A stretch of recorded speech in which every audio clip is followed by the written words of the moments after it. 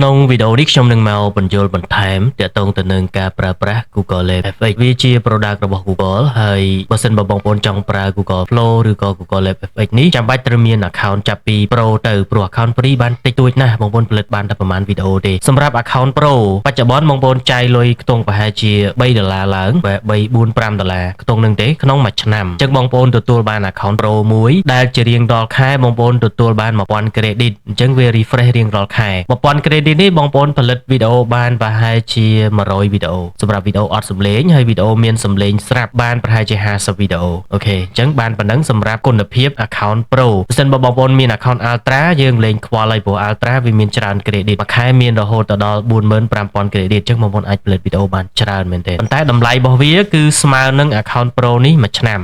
អញ្ចឹងបើបងប្អូនទិញ account Pro បានមួយឆ្នាំទិញ account Ultra បានតែមួយខែទេអញ្ចឹងទាក់ទងនឹងការប្រើប្រាស់អត់ពិបាកទេមុនដំបូងបងប្អូនចូលទៅកាន់ Google ហើយវាយពាក្យថា Flow ចេះមក Flow ហើយយើងយក link លើគេហ្នឹងហើយសម្រាប់ account ដែល login ដំបូងគឺយើងត្រូវការ Google account បាទគឺ account Gmail របស់យើងហ្នឹង login ចូលមកហើយមកដល់កន្លែងនេះគឺអត់ពិបាកទេ Google Lab FX នេះគឺងាយស្រួលណាស់ក្នុង tool របស់ខ្ញុំមានផលិតជា prompt មកស្រាប់បាទឥឡូវខ្ញុំយក Kit Lab នេះមកធ្វើជា sample ទៅចាពេលដែលយើងផលិតបានជាសាច់រឿងហើយណាបាទយើងcopy from មកយើងចូលមកក្នុងនេះគឺយើងផាសចូលតែម្ដងហើយយើងអាចរើស option របស់វាចង់បានវីដេអូផ្ដេកឬវីដេអូបញ្ឈរចង់បានវីដេអូប្រមាណបាទយើងដាក់តាមនឹងទៅបាទហើយ model របស់វាជាទូទៅយើងយក quality សំទោសបាទយើងយក fast បាទដោយសារ quality នេះវាស៊ី credit ច្រើនពេកយើងយក fast នេះវាស៊ីអស់20 credit ក្នុងមួយវីដេអូហើយយើងចុចបញ្ជូនទៅអត់មានអីពិបាកទេងាយស្រួលប៉ុន្តែវាមាន option ផ្សេងទៀតវាមានដូចជា frame to video បាទ frame to video នេះដូចក្រក់ដូច Google Vis ចឹងមានន័យថាម៉េចមានន័យថាយើងដាក់រូបភាព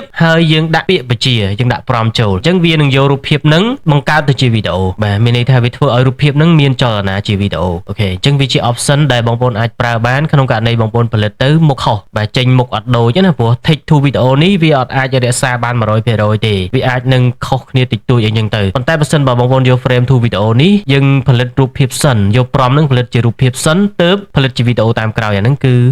អាចខ្ទង់ថា 90% ឡើងហើយព្រោះយើងបញ្ជារូបភាពហ្នឹងឲ្យមានចលនាអូខេអញ្ចឹង workflow របស់យើងណាក្នុងករណីបងប្អូនចង់ឲ្យការផលិតមានគុណភាពល្អបងប្អូនអាចយក prompt ហ្នឹងយក prompt ដែលយើង copy មិញហ្នឹងពី tool ហ្នឹងយើងអាចទៅបង្កើតនៅក្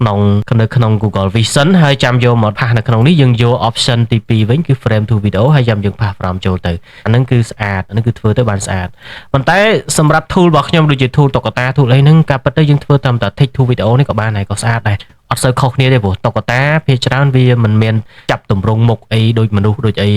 ច្រើនទេព្រោះឧទាហរណ៍ថា robot ឬក៏ឆ្កែឬក៏អីផ្សេងៗហ្នឹងជាទូទៅគឺធ្វើទៅមិនចាំបាច់ប្រើ option ទី2នេះក៏បានដែរអូខេអញ្ចឹងនៅក្នុង Google Flow នេះអត់មានអីស្មុគស្មាញច្រើនទេការប្រើប្រាស់គឺស្រួលទេបងប្អូនមានតែ from ផាស from ចូលហើយយើង option ចង់បានប្រហែលវីដេអូអីកែតិចតួចប៉ុណ្ណឹងហើយទៅមុខទៀតចាំឲ្យវាចប់សិនខ្ញុំបង្ហាញជាទូទៅយើងផលិតដោយប្រើ tool របស់ខ្ញុំយើងចង់បានវីដេអូវែងមែនទេយើងចង់បានវីដេអូវែងយើងត្រូវ add អាវីដេអូដែលយើងផលិតបានទី1នេះបន្តទៅជាសិនទៅជាឈុតណាឥឡូវឧទាហរណ៍ថាយើងបានមកវីដេអូហើយដើម្បីឲ្យវីដេអូនឹងវែងយើងចុចកន្លែងនេះ add to send នេះបាទ add to send នេះមានន័យថាយើងយកអាវីដេអូហ្នឹងទៅតម្រៀបវាមួយឈុត8 second មួយឈុត8 second អញ្ចឹងយើងចង់បានវីដេអូវែងយើងបូកអាវីដេអូខ្លីៗនឹងបន្តចូលគ្នាទៅឥឡូវយើងបានឈុតទី1ហើយយើងចង់បានឈុតទី2យើងអូសនៅក្នុងកម្មវិធីផលិត prompt របស់យើងមក copy មកពីហើយមកដល់កន្លែងនេះយើងចុចសញ្ញាបូកយកពាក្យថា extend ហ្នឹងយើងផាសចូលទៀតមកបាទផាសចូលហើយយើងរងចាំទៅយើងរងចាំឲ្យវាចប់ចាំយើងចូលឈុតទី3បើយើងចេះតែផាសបន្តអត់ល្អទេដោយសារអីជួនកាលយើងច្រឡំគ្នាជួនកាលវីដេអូខ្លះដាក់ក្រោយតែហើយមុនអីចឹងណាអញ្ចឹងដើម្បីផលិតឲ្យមានគុណភាពគឺយើងដាក់អញ្ចឹងទៅហើយបើសិនបងប្អូនមាន account ច្រើនយើងបើក account ផ្សេងទៀតទៅយើងបង្កើតទៀតទៅណាអញ្ចឹងយើងអាចធ្វើម្ដងបានច្រើនរឿងអីចឹងទៅអាហ្នឹងក្នុងករណីបងប្អូនចង់ធ្វើច្រើនជួនកាលវាអាច error អីដែរ